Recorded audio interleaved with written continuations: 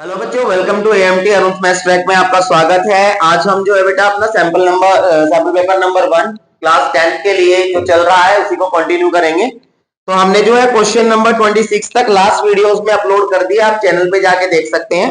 हम जो है आज बात करेंगे क्वेश्चन नंबर 27 की। क्वेश्चन को मैं साथ साथ एक्सप्लेन कर रहा हूं बच्चों, और यही क्वेश्चन आपको वीडियो के स्टार्टिंग में अटैच मिलेंगे, आप वीडियो को पॉज करके नोट कर सकते हैं क्वेश्चन को। तो क्वेश्चन नंबर 27 जो क्वेश्चन है सेक्शन 3 हमारा चल रहा है। 27 क्वेश्चन के अंदर बच्चों आपको बताया गया है कि एक वर्कशॉप हो रही है जिसमें the number of the teachers of English, Hindi and science, यानी कि इंग्लिश के जो टीचर्स हैं उन्होंने भाग लिया। इसके अंदर 36 टीचर्स ने, जो हिंदी के टीचर है वो 60 है और साइंस के टीचर 84 है। Find the minimum number of the rooms required. आपको बताना है कि कम से कम कितने रूम्स की जरूरत पड़ेगी if in each room the same number of the teachers are to be seated, यानी कि हर एक रूम के अंदर जो है सेम नंबर ऑफ टीचर्स बैठेंगे, यानी टीचर्स के जो नंबर्स होंगे वो सेम होंगे बैठने वालों के, और सारे के सारे टीचर्स जो एक रूम में बैठेंगे वो सभी सेम सब्जेक्ट से होंगे। तो ऐसे क्वेश्चंस हम पहले भी डिस्कस कर चुके हैं, दोबारा से करना स्टार्ट करते हैं। जब कभी भी ऐसा क्वेश्चन आ जाए आपको क्या करना है, सबसे पहले आप लिखेंगे number of teachers of subject कौन सा, इंग्लिश। तो इंग्लिश सब्जेक्ट के जो टीचर्स है वो हमारे पास कितने हैं बच्चों, 36 है। उसके बाद number of teachers of Hindi subject, तो हिंदी के जो टीचर्स है वो हमारे पास 60 है जो गिवन है। और बेटा जो साइंस के हैं, number of teachers of science subject, तो साइंस के जो टीचर्स है वो हमें गिवन है कितने, 84। क्वेश्चन में बता चुका हूं, आपको बताना है कि इसके आपको जो है नंबर ऑफ रूम्स बताने हैं कि कम से कम कितने रूम्स की जरूरत होगी जिसके अंदर सेम नंबर ऑफ टीचर्स बैठ सके सभी रूम्स में, और हर एक रूम के अंदर जो टीचर्स होंगे वो एक ही सब्जेक्ट को पढ़ाने वाले होंगे। तो ऐसे कंडीशन में कभी भी क्वेश्चन आ जाए तो आपको क्या करना है, आपको एचसीएफ लेना है बेटा इन तीनों नंबर्स का। तो जब मैं एचसीएफ लूंगा तो देखिए 36 का मैंने फैक्टर किया, ये आपका आ गया 2, 18, 2, 9, 3 3 जा एंड 3 1 जा। उसके बाद जो है बेटा मैं 60 वाले के देखता हूं, तो 2 से किया 30, 2 से किया मैंने 15, देन 3 से किया तो 5 एंड 5 1 जा 5। उसके बाद 84 के फैक्टर्स करते हैं हम, तो ये आपके आ गए कितने, 2 2 जा 2 4 जा 8, 2 2 जा 4, 2 2 जा 2 1 जा 3 7 जा एंड 7 1 जा।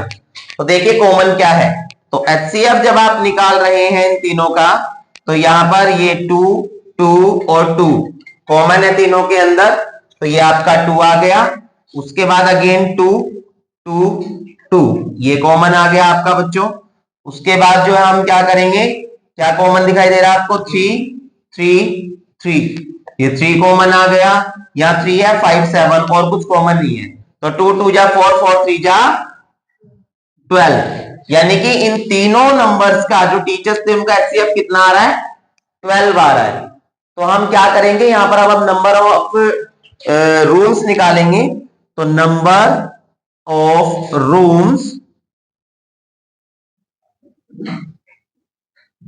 required for English teachers. तो इंग्लिश टीचर्स के लिए जो रूम चाहिए हमें, तो इंग्लिश टीचर कितने थे, 36, तो जो एचसीएफ आया आपका, एचसीएफ से डिवाइड कर दीजिए, 3 आ गया। ऐसे ही number of rooms required for Hindi teachers, तो हिंदी टीचर्स के लिए जो रूम चाहिए थे, हिंदी के टीचर्स कितने थे, 60, 12 से डिवाइड किया 5 आ गए, ये आपका 5 आ गया। उसके बाद number of teachers, number of rooms required for science teachers, तो साइंस टीचर 84 थे बेटा, 12 से कर दिया तो ये 7 आ गया। तो अब आपको बताना है कि टोटल नंबर ऑफ रूम्स कितने रिक्वायर्ड है, तो total number of rooms required. तो जो आपने डिवाइड करके निकाला ना बेटा, 3 रूम, 5 रूम, 7 रूम, इनको प्लस कर दीजिए। 3, 5, 7 तीनों को प्लस किया तो ये आपका कितना आ गया 15। तो 15 आपका आंसर है। आपको नंबर ऑफ रूम्स जो है वो 15, नंबर ऑफ रूम्स जो है वो 15 है, रिक्वायर्ड है, जिसके अंदर नंबर ऑफ टीचर हर एक रूम में सेम बैठेंगे और हर रूम के अंदर सेम सब्जेक्ट के टीचर्स मिलेंगे। समझ आया क्वेश्चन सभी को? समझ आया क्वेश्चन सभी को? ठीक है, ऐसे क्वेश्चन एग्जाम्स में आते हैं। नेक्स्ट क्वेश्चन पे हम आते हैं। नेक्स्ट क्वेश्चन है क्वेश्चन नंबर 28। तो 28 क्वेश्चन के अंदर जो आपको बताया गया है, 28 क्वेश्चन में बोला find the zeros of the quadratic polynomial. Quadratic polynomial given है आपको 2x square minus under bracket 1 plus 2 root 2 bracket close x और बाद में आपको प्लस रूट 2। आपको इसकी जीरोस निकालनी है और रिलेशंस निकालने हैं। क्वेश्चन किया हुआ second chapter, sorry 4th chapter के अंदर है, फर्स्ट एक्सरसाइज में। तो यहां पर आपको जीरोस फाइंड करनी है और जीरोस और कोफिशिएंट्स के बीच में रिलेशंस निकालनी है। तो जीरोस फाइंड करेंगे सबसे पहले 2x स्क्वायर माइनस x से मल्टीप्लाई किया, x बन जा x, माइनस प्लस माइनस इसको x से किया, ये आपका आ गया 2 रूट 2 x, ये आ गया रूट 2। अब हम क्या करते हैं, इनमें जो कॉमन है उनको देखते हैं, बाहर लेके क्या जीरोस बन रहे हैं नहीं बन रहे हैं। इन दोनों में x कॉमन है, बाहर गया, ये बच गया 2x माइनस 1। उसके बाद यहां पर माइनस रूट 2 मैंने कॉमन लिया तो ये बच गया 2x, बाहर माइनस था प्लस हो गया, और यहां पर माइनस है तो साइन चेंज होके माइनस हो गया, रूट 2 बाहर ले आ गया तो 1 बच गया। तो यानी कि ब्रैकेट हमारे सेम आए हैं। ठीक है, फैक्टर जो बाहर नंबर है x माइनस रूट 2, इसका ब्रैकेट, और इन दोनों ब्रैकेट में से एक ब्रैकेट मैंने लिख दिया। जीरोस कैसे निकालेंगे, x minus root 2 equals to 0, और यहां पर प्लस माइनस रूट 2 इधर आके क्या हो जाएगा प्लस रूट 2। यहां पर 2x minus 1 equals to 0, 2x minus 1 plus हो गया एंड x इक्वल्स टू 1/2। तो ये आपका अल्फा आ गया और ये आपका बीटा आ गया। अल्फा बीटा जीरोस निकल गई, समझ आ गया। अब रिलेशन देख लीजिए बच्चों। तो रिलेशन आप लोगों ने ऐसे क्वेश्चंस पहले किए हुए हैं। पहला रिलेशन है सम ऑफ द जीरोस, ये आपका आ गया माइनस बी बाय ए, तो ये आपका आ गया रूट 2 प्लस 1/2 माइनस बी। अब ए बी सी आपको मालूम है एक्स स्क्वायर के साथ जो होता है वो आपका ए होता है, ये जो है आपका ये कंप्लीट बी है, और उसके बाद जो लास्ट में बचा ये आपका सी है।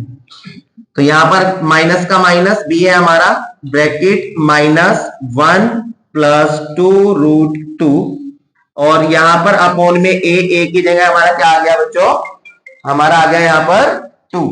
सॉल्व करते हैं इसको, इससे मैं मल्टीप्लाई करूंगा, ये आ गया 2 रूट 2 प्लस 1 अपॉन 2, और यहां पर माइनस माइनस प्लस ऊपर बच गया 2 रूट 2, इसको पहले लिख लिया, प्लस 1 लिख लिया, अपॉन में 2 का 2, सेम आ रहा है, इसका मतलब रिलेशन। ठीक है, समझ आ गया। अब सेकंड देखते हैं हम। सेकंड रिलेशन जो हमारा वो होता है प्रोडक्ट ऑफ द जीरोस, वो होता है सी बाय ए। तो अल्फा था हमारे पास रूट 2, बीटा था 1/2, सी है मेरे पास रूट 2, और अपॉन ए है बेटा मेरे पास 2। तो रूट 2 बन जा रूट 2/2, और ये आपका आ गया रूट 2/2। तो यानी ये भी सेम आ गया। तो रिलेशन हमारा ठीक निकला ना, बिल्कुल फैक्टर्स ठीक है ना, समझ आ गए। इजी क्वेश्चन से आगे देखते हैं। अब बेटा हम जो अपना क्वेश्चन नंबर 29 देखते हैं, 28 क्वेश्चन तक हम कर चुके हैं। क्वेश्चन नंबर जो 29 है इसमें बोला गया है कि if sine theta plus cos theta equals to root 3 है, तो टू प्रूव आपको प्रूव करके दिखाना है बच्चों कि tan theta plus cot theta equals to 1 होगा। ये आपको प्रूव करके दिखाना है। तो क्वेश्चन ध्यान से समझिएगा। सॉल्यूशन मैं सबसे पहले जो गिवन है वो लेता हूं। क्वेश्चन के अंदर गिवन है यहां sine theta plus cos theta equals to under root 3 squaring both sides, मैंने दोनों तरफ स्क्वेयर किया।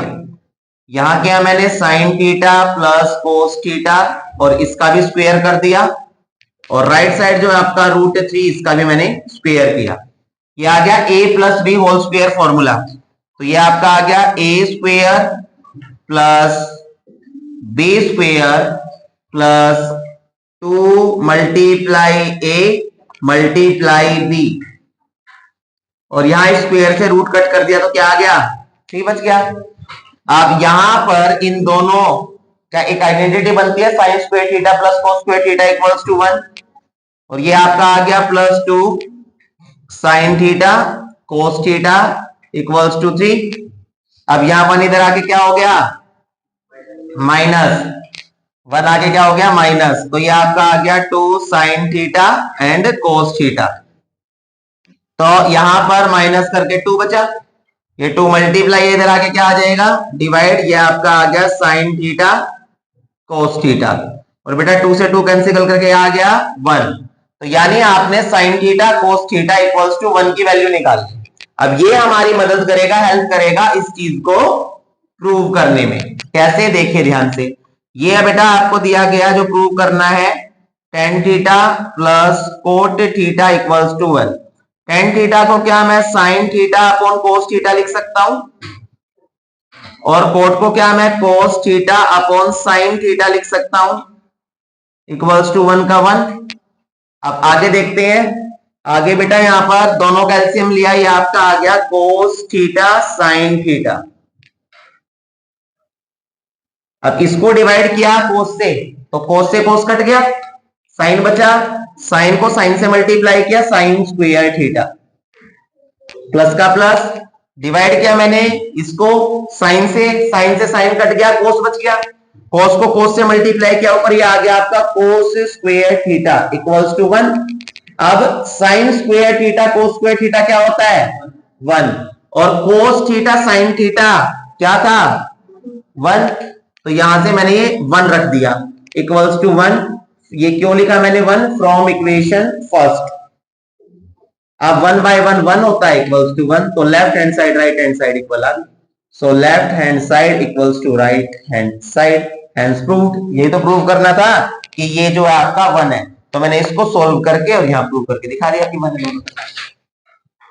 आया क्वेश्चन समझ में सभी को, any doubt? Okay, next question पे आते हैं। इसी का बेटा और पार्ट है, और पार्ट के अंदर आपको एनसीईआरटी का क्वेश्चन गिवन है, मोस्ट इंपोर्टेंट क्वेश्चन, तो ध्यान से देख लीजिएगा। cos a minus sine a, cos a minus sine a plus 1 upon cos a plus sine a minus 1 equals to cosec a plus cot a। ये आपको prove करके दिखाना बेटा यहां पर। तो करना स्टार्ट करते हैं, साथ साथ नोट करने की गलती कोई नहीं करेगा। पहले क्वेश्चन को समझो, वीडियोस भेजी जाती है, समय दिया जाता है करने के लिए, घर पे जाके पढ़ा करो, घर पे फिर जाके रील्स स्क्रॉल करते हो। इस टाइम को यूटिलाइज कर लो, लास्ट 1 महीना बचा हुआ है, सामने ध्यान दो। यहां पर मैं क्या करूंगा, देखो मेरे को लेफ्ट हैंड साइड को कोसेक बनाना, कोट बनाना। तो अगर मैं कोस को साइन से डिवाइड कर दूं तो कोस अपॉन साइन क्या बनेगा cot, sine upon sine 1 upon sine cosec. तो यानी कि यहां से जो है कोट बन रहा है, यहां से कोसेक। दोबारा रिपीट कर रहा हूं, क्या कह रहा हूं सुन लो ध्यान से। मैंने बोला मेरे को जो है क्या बनाना, कोसेक बनाना और कोट बनाना है, तो मैं कोस को साइन से करता हूं डिवाइड, साइन से डिवाइड किया, कोस अपॉन साइन क्या होता है कोट होता है, बन रहा ना कोट। और यहां पर 1 अपॉन साइन क्या होगा कोसेक होता है। फॉर्मूले याद करने पड़ेंगे जी, नंबर चाहिए तो, ठीक है। सामने ध्यान, मैं क्या करूंगा, डिवाइड लेफ्ट हैंड साइड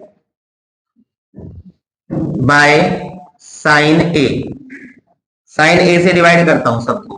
तो यहां पर कोस ए को साइन ए से डिवाइड किया। अब सबका मतलब ये कि हर एक टर्म को करना है लेफ्ट हैंड साइड की, माइनस का माइनस, साइन ए को भी मैंने साइन से डिवाइड किया, उसके बाद +1, इसको भी बेटा मैंने साइन ए से डिवाइड किया, मैंने ये न्यूमिनेटर को किया यानी ऊपर वाले नंबर को। अब डिनोमिनेटर ये वाला cos ए को मैंने साइन ए से किया, प्लस साइन ए को भी मैंने साइन ए से किया, और -1 को भी बेटा मैंने साइन ए से क्या कर दिया, डिवाइड कर दिया। समझ आ गया यहां तक?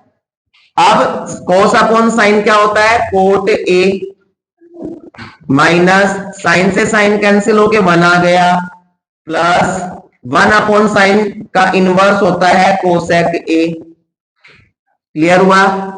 अब यहां cos अपॉन ए ये आपका आ गया कोट ए, प्लस यहां इससे कैंसिल होके बेटा 1 आ गया, माइनस 1 अपॉन साइन आपका क्या आ गया, कोसेक ए। समझ आ गया यहां तक? आप ध्यान से देखो आगे, ध्यान से देखिएगा आगे। अब मैंने कोट ए प्लस कोसेक ए को साथ लिख लिया, कोट ए प्लस कोसेक ए, और जो बेटा -1 था इसको मैंने पीछे ही लिख लिया लास्ट में, तो उससे साइन चेंज नहीं होता। साइन चेंज कब होता है, जब लेफ्ट साइड या राइट साइड जाए कोई नंबर। ध्यान से समझ लेना, मोस्ट इंपोर्टेंट पार्ट है आपके एनसीईआरटी का। नीचे मैंने सेम लिखा है यहां पर, cot A plus 1 minus cosec A, 1 plus cot square A equal to cosec square A. और मैं क्या करता हूं, 1 को यही रखता हूं, ये कोसेक है आपका कोसेक स्क्वेयर ए, और ये आपका कोट स्क्वेयर है, इधर आके क्या हो गया, माइनस। तो अगर कहीं पर 1 लिखा हुआ है तो क्या मैं उसकी जगह लिख सकता हूं, नहीं लिख सकता? तो मैंने जो ऊपर था आपका कोट ए, ध्यान से देखिए, coat A plus cosec A minus, और जो ये 1 है, इस 1 की जगह मैंने क्या लिख दिया, ये वाला लिख दिया फॉर्मूला, कि कोसेक स्क्वेयर ए माइनस कोट स्क्वेयर ए। अब नीचे ये सेम लिखा, coat A plus 1 minus cosec ए। अब ध्यान से देखिए, यहां पर ऊपर ये एक टर्म हो गई है, ये सेकंड टर्म है, इसको सेम लिखा मैंने, coat A plus cosec A minus, अंदर फॉर्मूला बन रहा है ए स्क्वेयर माइनस बी स्क्वेयर का, ए स्क्वेयर माइनस बी स्क्वेयर का। तो यहां पर ये आपका आ गया ए माइनस बी अंडर ब्रैकेट, और दूसरा मैंने लिखा ए प्लस बी। यहां पर ए ये था, ये जो था ये ए था, यहां ये आपका बी था, तो ए स्क्वेयर माइनस बी स्क्वेयर का आइडेंटिटी यूज की है, ए माइनस बी और ए प्लस बी। आ गया समझ? नीचे देखिए ध्यान से, इसको सेम लिख दिया, coat A plus 1 minus cosec ए। अब मैंने आपको बताया था मेरे पास एक टर्म तो ये है और दूसरी टर्म मेरे पास ये है, ये बताया, दोनों टर्म में कुछ कॉमन दिखाई दे रहा है, दोनों में कॉमन है cot A plus cosec A, तो cot A plus cosec A दोनों में कॉमन है। मैंने क्या किया, कॉमन ले लिया, cosec A plus cot A, यहां पर लिखा हुआ है cot A plus cosec A, दोनों प्लस है, यहां पे भी दोनों प्लस है, आगे पीछे लिखने से कोई फर्क नहीं पड़ेगा, साइन सेम होने चाहिए। अब जब दोनों टर्म में से एक टर्म आपकी ये थी, दूसरी टर्म ये थी, दोनों में से कॉमन ले लिया, तो कॉमन लेने के बाद अंदर क्या बचा, ये अगर बाहर आ गया इसकी जगह 1 बच गया, माइनस का माइनस, अगर आपकी ये प्लस वाली टर्म बाहर आ गई तो आपकी माइनस वाली टर्म बच गई क्या, cosec A minus cot A. बची या नहीं बची? अब नीचे मैंने बच्चों सेम लिख दिया, coat A plus 1 minus cosec ए। फटाफट देखते हैं आप, cosec A plus cot A, ये वाली जो टर्म थी ये तो सेम लिखी, यहां पर 1 का 1 बाहर माइनस का साइन चेंज हो गए, कोसेक ए प्लस का था तो माइनस का कोसेक हो गया, और कोट ए माइनस का था तो प्लस का कोट ए हो गया। नीचे आपका आ गया coat A plus 1 minus cosec ए। अब इस वाले ब्रैकेट को और इस वाले ब्रैकेट को ऑब्जर्व करना ध्यान से। यहां पर 1 प्लस का है, 1 प्लस का है, कोसेक माइनस का है, कोसेक माइनस का है, कोट प्लस का है, कोट प्लस का है। सेम हो गए दोनों, सेम हो गए तो पूरा ब्रैकेट से ब्रैकेट यहां पर कैंसिल हो गया, और ब्रैकेट कैंसिल हो गया तो क्या बच गया, यहां बच गया cosec A plus cot A. और जो आपका ये बचा है यही आपको प्रूव करना था जी, देख सकते हो आप। आया समझ में? मोस्ट इंपोर्टेंट क्वेश्चन है, एग्जाम के अंदर पूछा जाता है, 99% चांस है, क्योंकि ये आपके एनसीईआरटी का सबसे इंपोर्टेंट पार्ट है। समझ आया सबको? ठीक है। नेक्स्ट, अब बेटा हम अपना जो है क्वेश्चन नंबर 30 देखते हैं, तो ध्यान से देखिएगा। क्वेश्चन में बोला है ऑन अ पर्टिकुलर डे, कोई एक पर्टिकुलर डे था जिसमें विधि और उन्नति could not decide who would get to the drive car, यानी कि ये डिसाइड नहीं हो पा रहा था कि जो कार चलानी है वो विधि कार चलाएगी या उन्नति कार चलाएगी। तो उन्होंने क्या किया, दे हैड वन कॉइन, उनके पास एक कॉइन था, each and flipped their coin exactly 3 times. हर एक, यानी कि विधि है जो वो भी 3 बार सिक्के को उछालेगी, और जो उन्नति है वो भी 3 बार सिक्के को उछालेगी, कॉइन को टॉस करेगी। तो कंडीशन बताई गई है number 1, if Vidhi gets 2 heads in a row she would drive the car. अगर विधि टॉस करती है और टॉस करने पर अगर विधि के 2 हेड आते हैं, विधि के 2 हेड्स आते हैं, तो दैट मीन विधि जो है कार ड्राइव करेगी। ये पहली कंडीशन दी गई है। ओके, क्वेश्चन समझ आ गया? विधि उन्नति नाम की तो लड़कियां हैं, डिसाइड नहीं हो रहा है मैं कार चलाऊंगी मैं कार चलाऊंगी, ये हो रहा है। तो क्या किया गया, सिक्का लिया गया और सिक्के में बोला गया भाई सिक्के अपना टॉस करो, पता चलेगा कौन चलाएगा। दोनों ने 3 बार 3 टाइम्स जो है कॉइन को टॉस किया। पहली कंडीशन बताई गई इसमें, फटाफट देखेंगे। पहली कंडीशन है कि if Vidhi gets 2 heads in a row she would drive the car। Second condition जो बोली गई, सामने ध्यान, उसने बोला इफ उन्नति gets a head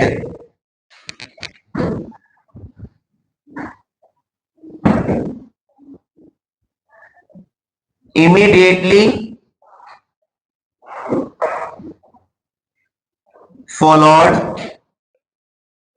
by a tail, she would drive the car।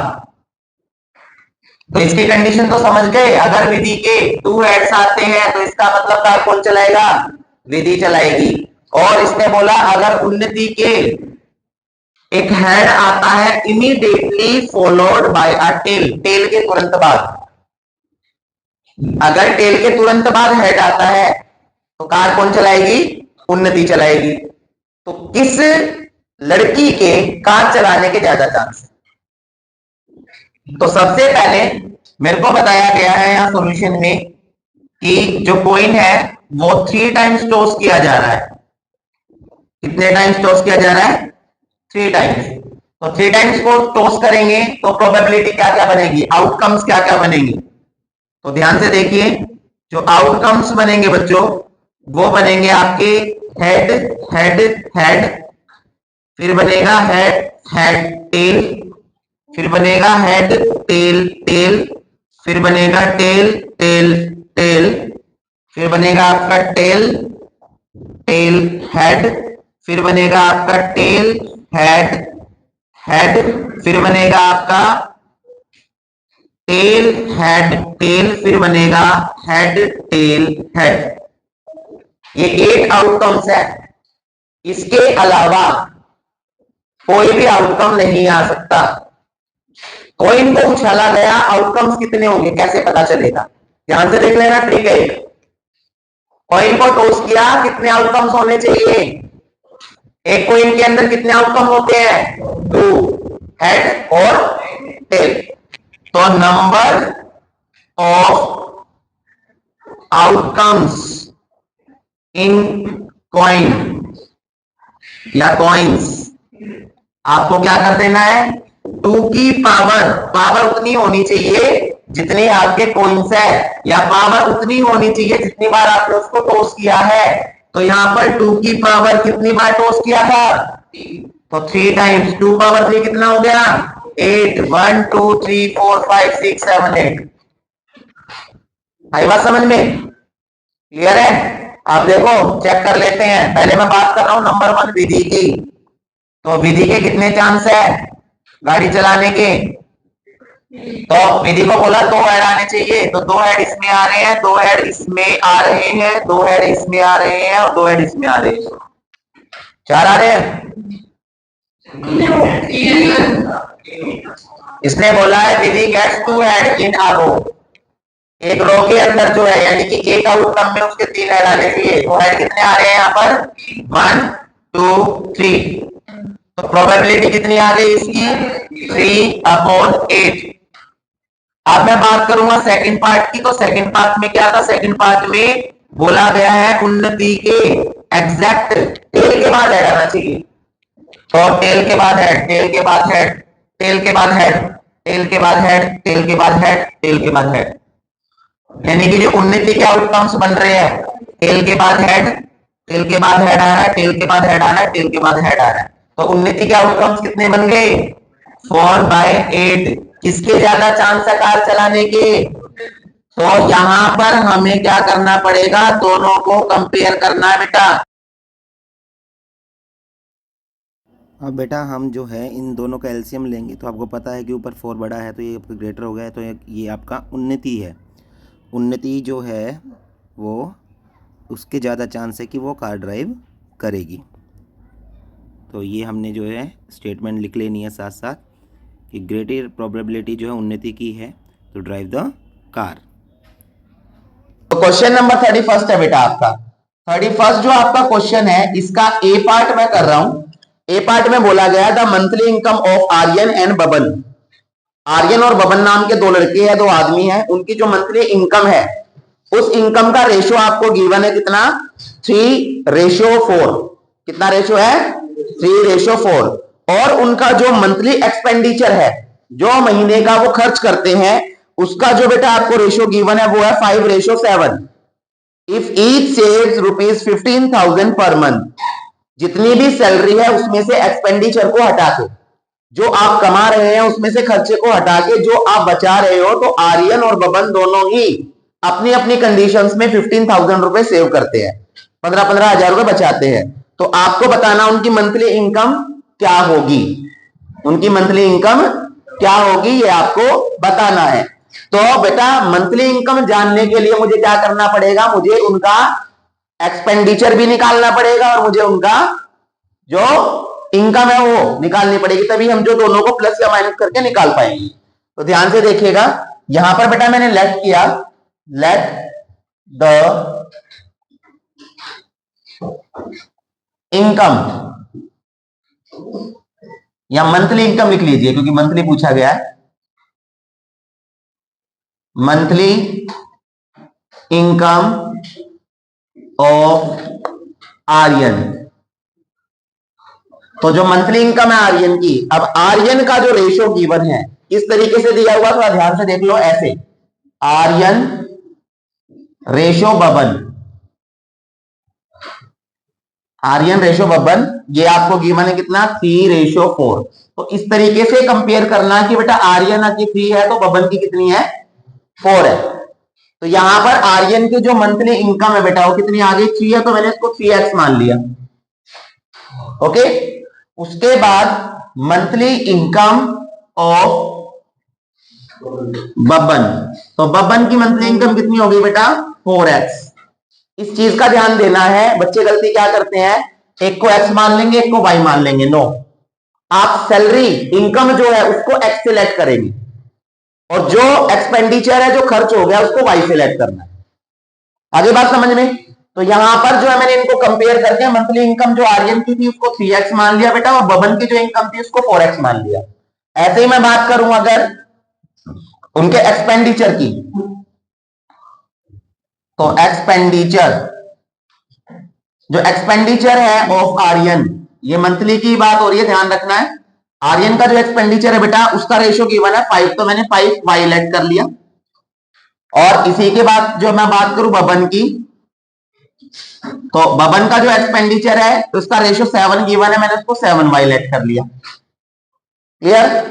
And according to question, ध्यान से देखेंगे, according to question case first की अगर मैं बात करूं, तो केस फर्स्ट में मैं बात कर रहा हूं किसकी? आर्यन की। आर्यन की बात कर रहे हैं। तो देखिए ध्यान से, जो आर्यन है बच्चों, आर्यन की जो इनकम है वो 3x है। आर्यन की इनकम कितनी है? 3x है। और आर्यन का जो एक्सपेंडिचर है वो कितना है? 5y। तो उसकी इनकम में से अगर मैं उसका एक्सपेंडिचर माइनस करूं तो इक्वल्स टू कितने रुपए बच रहे हैं उसके? 15,000। ये क्वेश्चन के अंदर गिवन है, थर्ड चैप्टर का क्वेश्चन है ये। अब अगर मैं केस सेकंड की बात करूं, तो केस सेकंड में मैं बात करूंगा किसकी? बब्बन की। तो बब्बन की जो इनकम है बेटा, बब्बन की इनकम है 4x, और जो वो एक्सपेंडिचर कर रहा, खर्च कर रहा, वो कर रहा बेटा कितना? 7y। दोनों को माइनस किया, कितना आ गया? 15,000। Equation second. ये आपकी फर्स्ट इक्वेशन है, ये आपकी सेकंड इक्वेशन है। फर्स्ट और सेकंड इक्वेशन जो है आपकी, इन दोनों को हम करेंगे एलिमिनेशन से सोल्व। तो solve equation first and second by elimination method. तो एलिमिनेशन मेथड से सोल्व करेंगे बेटा। यहां इक्वेशन फर्स्ट आपकी दी गई है 3x minus 5y equals to 15,000, और जो सेकंड इक्वेशन है आपकी वो आपको गिवन है 4x माइनस 7y equals to 15,000। Elimination method मैंने तरीका आपको बता रखा बेटा, जो फर्स्ट इक्वेशन है उसको सेकंड के 4 से मल्टीप्लाई करना है, सेकंड वाली को फर्स्ट के 3 से। अब यहां मल्टीप्लाई करेंगे तो 4 अंदर सबके साथ मल्टीप्लाई होगा, 4 3 जा 12x, 4 5 जा 20y, और ये आपका आ गया 4 को करेंगे तो 60,000। 60,000। आप यहां पर करेंगे तो 3 4 जा 12x, 3 7 जा 28y, और ये आपका आ गया 15 3 जा 7 3 जा 21, सॉरी, तो ये आपका 45 आ गया बेटा, 45,000। और दोनों इक्वेशन को जब मैं सब्ट्रैक्ट करूंगा तो यहां पर ये साइन चेंज होंगे, माइनस हो गया, ये आपका प्लस हो गया, ये आपका माइनस हो गया। अब यहां प्लस माइनस से कैंसिल हो गए, 12x से 12x, यहां माइनस करूंगा तो ये आपका 1y आ गया, 21y से 20 गया, और यहां माइनस करूंगा तो y आपका कितना आ गया? 15,000। कितना आ गया भाई? 15,000। अब y की वैल्यू इक्वेशन 1 या 2 में रख दीजिए, आपकी मर्जी है। हम यहां करेंगे now put y in equation first. Equation first है आपकी 3x minus 5y equals to 15,000, और यहां पर 3x आ गया, 5y की जगह बेटा मैंने y की वैल्यू रख दी कितनी? ये आपके आ गई 15,000। तो 15,000 का 15,000 हो गया, 3x ये आ गया, माइनस का 75,000, ये 15,000 है, यहाँ 3x बच गया, यहाँ 15,000 था राइट साइड, और माइनस 75 इधर आके प्लस का 75,000 हो गया। समझ आ रहा है ना? कैलकुलेशन है, अब कुछ नहीं है, दोनों को प्लस किया, ये आपका 90,000 आ गया, और 3 मल्टीप्लाई है x के साथ तो राइट साइड जाके डिवाइड होगा, आंसर आपका आ गया 30,000। अब आपसे जो पूछा गया है बेटा, आपसे क्वेश्चन में पूछी गई है इनकम, तो यहां पर मंथली इनकम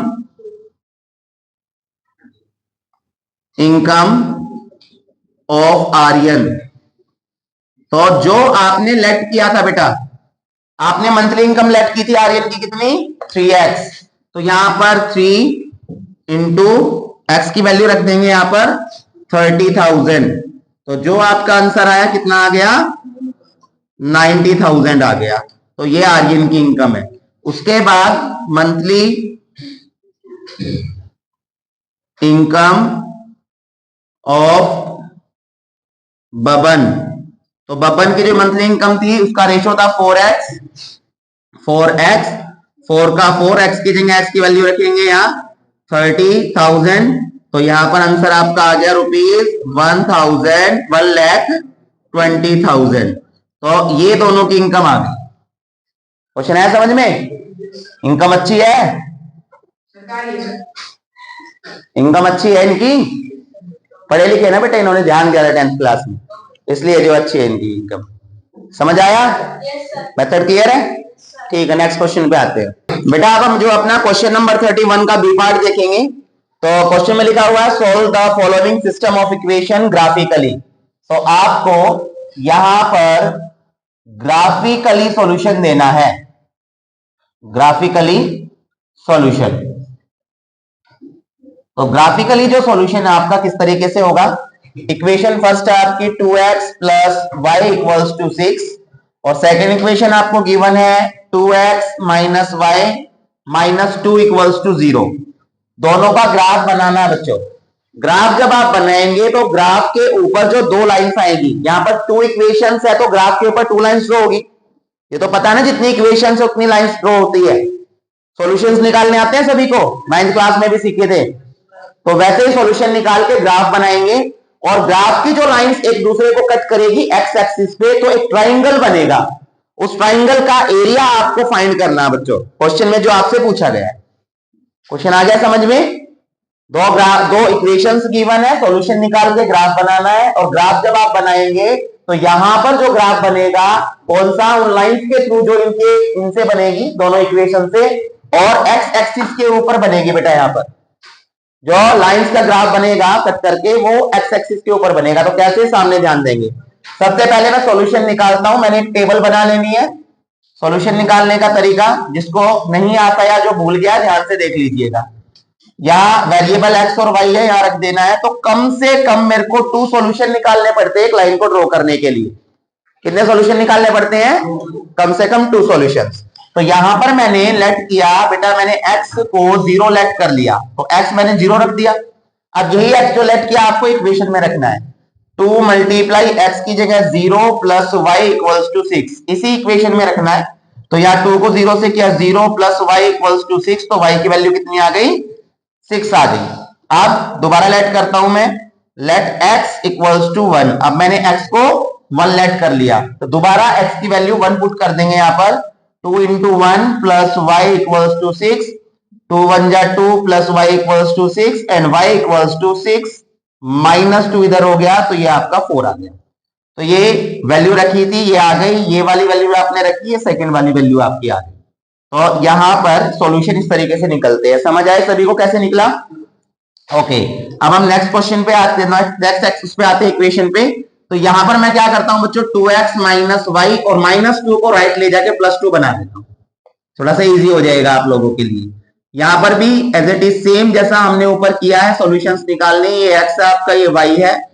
तो यहां पर लेट कर लिया मैंने x इक्वल्स टू 0। तो यहां पर x 0 यानी इस इक्वेशन में बेटा पुट करना है आपको। यहां पर इस इक्वेशन में पुट किया था, तो 2 का 2 आ गया, x की जगह 0 माइनस वाई इक्वल्स टू 2, ये आपका 0 आ गया, माइनस वाई इक्वल्स टू 2, और माइनस इधर चला गया तो माइनस का 2, ये आपकी 0 आ गई, माइनस का 2।